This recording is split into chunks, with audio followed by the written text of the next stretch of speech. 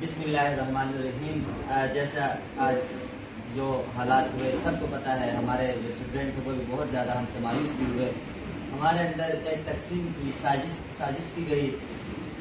اس بات میں اس نتیجے پر پہنچا ہوں، ہماری تقریباً 2-2.5 گھنٹے 3 گھنٹے کی میٹنگ کے بعد اس نتیجے پر میں ضرور پہنچا ہوں کہ میں 100% غلط تھا۔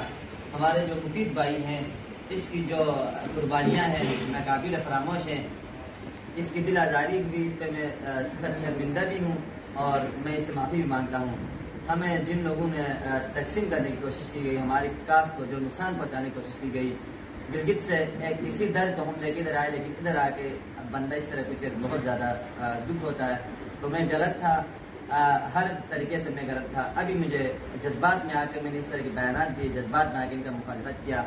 عمار بھائی، مقید بھائی، جتنی قربانیاں پورے پاکستان میں طلباء کے لیے کی ہیں، یقیناً میں حلفاً کہہ سکتا ہوں کہ اتنی قربانیاں پاکستان میں اور کسی کے لیے بغیر کسی سیلف پروجیکشن، بغیر کسی سود، بغیر کسی اپنی جو مفاد ہے اس کے، تو میں ان سب کا مشکور بھی ہوں، شکریہ بھی ادا کروں گا پاکستان کے اسٹوڈنٹ کے لیے جس طرح وہ کرتے ہیں۔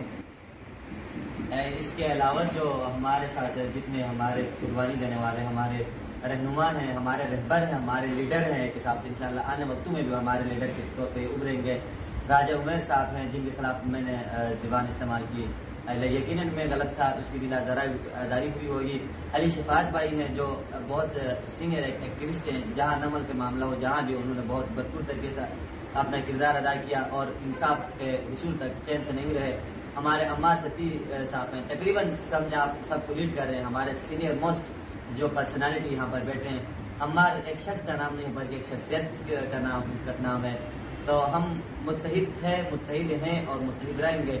کچھ جو موقع پرست لوگوں نے ہمیں ڈیوائڈ کرنے کی کوشش کی گئی، میں اس سے شرمندگی کا بھی اظہار کرتا ہوں اور میں اپنے تمام سینئر بھائیوں سے معذرت خواہ ہوں۔